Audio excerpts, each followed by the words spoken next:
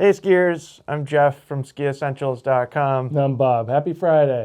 Welcome back to our Top 5 Friday ski industry news. If you haven't noticed already, we're a little banged up over here. It's been a rough week for the content department here.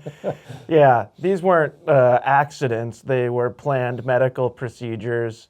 But yeah, I had hand surgery. You had some... I had some skin cancer removed from my nose, so we're all healing up. Everything seems good now. Yeah. Yeah, if you've ever noticed, I've never talked about it here, but I don't know, people could go back in past videos and try and find a moment in the last 2 years when my right pinky was straight, because you can't. But it is now, so that's exciting.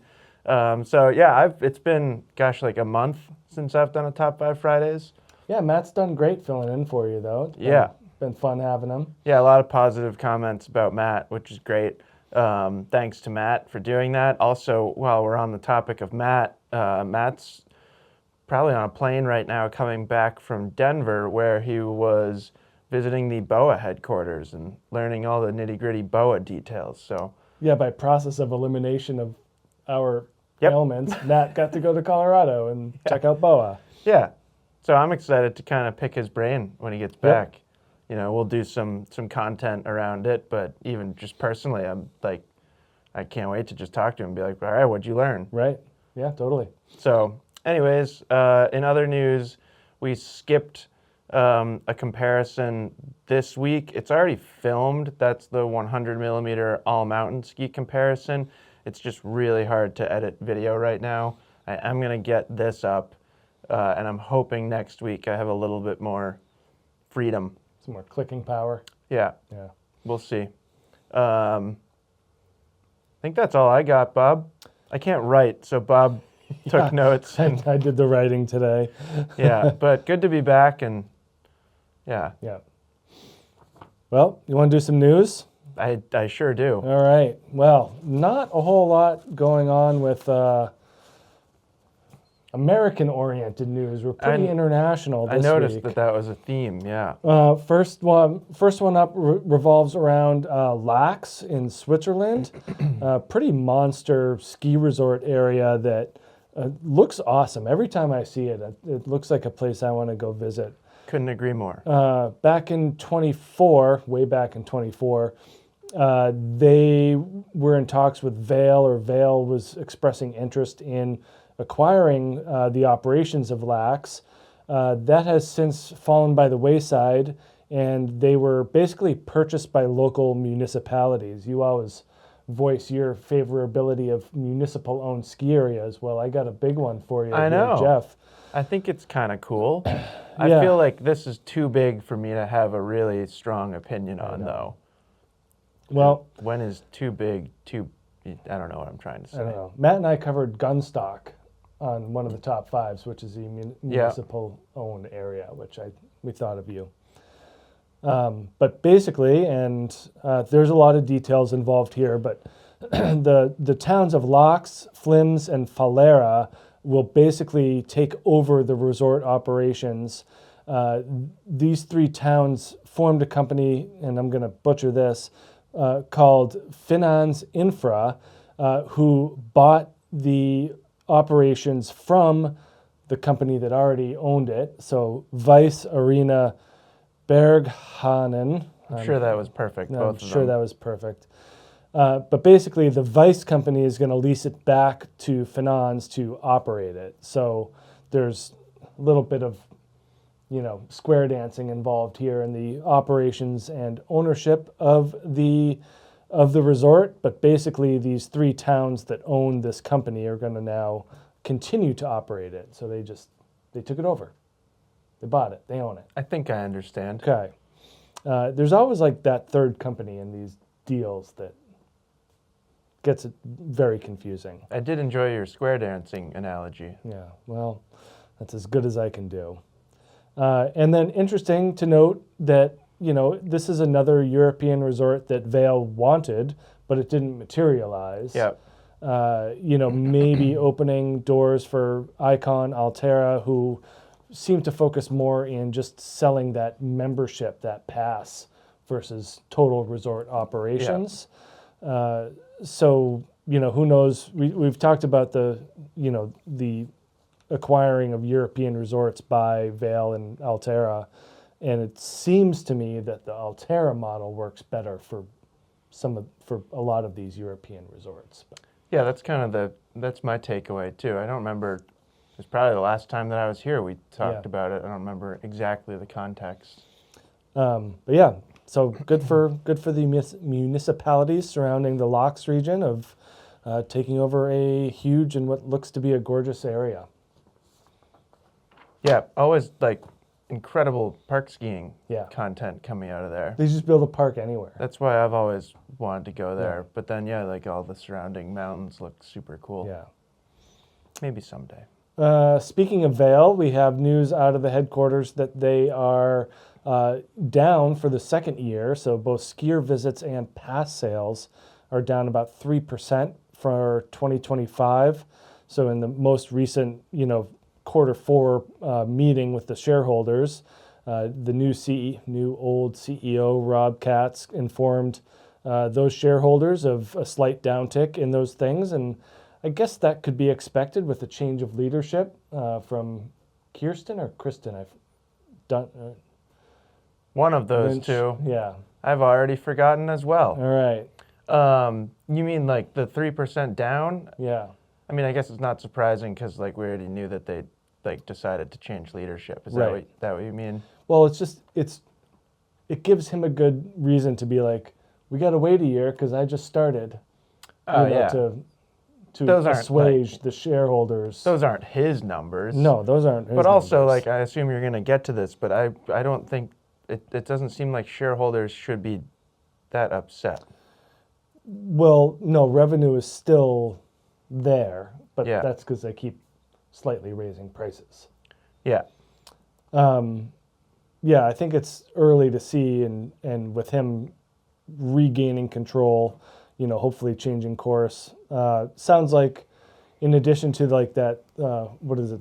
Not the buddy pass, but the ski with a friend discount thing, trying to get more new people one, in at half off a day ticket rate. In addition to that, looking to change up marketing strategy from more email based to more social media, more organic type of marketing. So we'll see if that kind of helps them sell more stuff. I've noticed a little bit of that, even just recently. Yeah, of the change to more. Yeah. Yeah. Kind of like pretty basic social media posts. I mean, I just see more Stowe ads. That's exactly, yeah, that's kind of, I mean, that's mostly what I mean because, we're squarely in that target market. Yeah. Yeah, which I think is good. I feel like it's interesting, especially from our perspective. We go out and film skiing and make content, and it's all I've always just kind of thought, well, not always, but in the past, 5 to 8 years or whatever, is like, it doesn't seem like it would be that hard for a mountain like Stowe to basically do exactly what we're doing. Right. Not like reviewing product, but, film Highlighting the skiing. Film for an hour every day. So I like that they're trying to go in that direction. Totally. And I always get these emails from them for things that I'm never gonna buy. I mean, email marketing's, it can be tricky. Yeah. Like we deal with that too, is like, if you have to just create a lot of really small customer segments if you want to be like kind of topical, Right. or always relevant to the person that is receiving the email. Yeah. And sometimes that's more work than it is worth. Right. So it's, that part's, and like, I can only imagine what their newsletter subscriber I know count what their is, list is. and which at that point makes it pretty tough. Yeah. Well, it's a new year. Yeah, none of people that at Vail stuff feels Resorts. like, It's not catastrophic. no, No. down 3%, be fine. Down 3%, up 1%, Right. They can handle it. ebbs and flows. On the up and up, though, Jeff, topic number 3, we're seeing a ski boom in China. And we've talked about this before, just kind of the increase of emphasis on the sport of skiing and snowboarding in China. And obviously, if you can make it more accessible to more people, a population-heavy place like China is going to just like crush numbers. Yeah. So they're starting to see some data from China that's suggesting that ski growth is up in basically all metrics, from the number of ski resorts, the number of skier days, skier visits, product sales, product manufacturing, all up in China. And part of that is that they are focusing more on indoor skiing. So I know, it's fascinating. China, and we always talk about big snow, and I kind of poo-poo the big snow.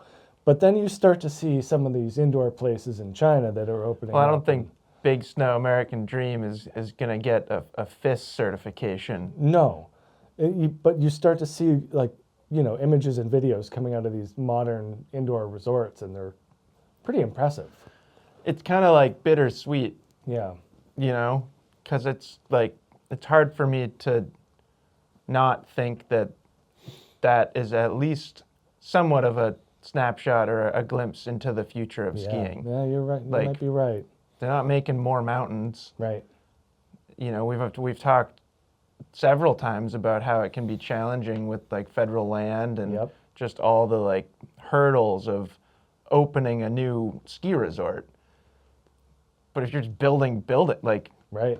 No one's stopping. Do that wherever you want. Yeah. I mean, obviously you still have to get some certifications or what have you, but it seems easier in some ways. Yeah, and I bet it's easier in China than it is around here.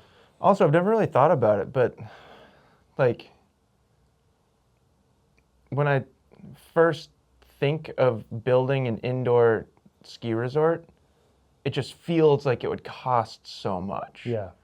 But then like think about lift infrastructure on a mountain. Right. Like you don't have to do all that stuff. Like you don't have to like get a helicopter to fly in your lift towers. Right. So it's like, I wonder if it actually kind of like offsets and do a deep dive into indoor ski park finances, construction. Yeah. So at any rate, there are now the 3 biggest indoor ski areas in China. The opening of Le Snow, I guess, in Shanghai in September. And in Shenzhen, they have a Qianhai Huafa Snow World. Those are now the 2 largest indoor ski operations in the world, and they open within a month of each other. And that is coming off of Guangzhou Sunac Snow World as being the 3rd. I'm sorry, my Mandarin's a little rusty.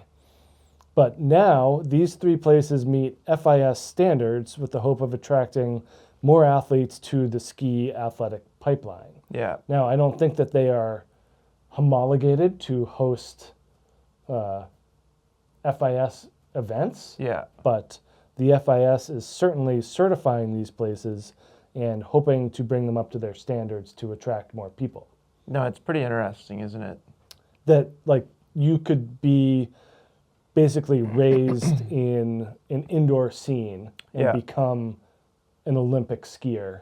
Yeah. Like, basically never having set foot outside. Yeah, potentially. Like, that's a potential thing for people now. You'd think they would have, like, as the technology improves and as they build more of these things, I bet they have, like, really detailed control over the snow surfaces. I mean, snow surface, pitch, length, all of those things are totally controllable. Right. It's kind of like when the Olympics were in Korea and they just built the ski run out of the mountain, like from scratch. So they made it what they wanted it to be. And they can probably start to do that in indoor stuff. Yeah, or like, you want to train for an icy day. Right. You just like turn up the moisture content. Yep. I don't know. It's very interesting. Yeah. And, this article doesn't really touch on the outdoor scene really at all. Yeah. It seems like indoor is where the money's coming from. So guess we got to go to China. That I would be much more interested in doing that than Big Snow American Dream. Fair.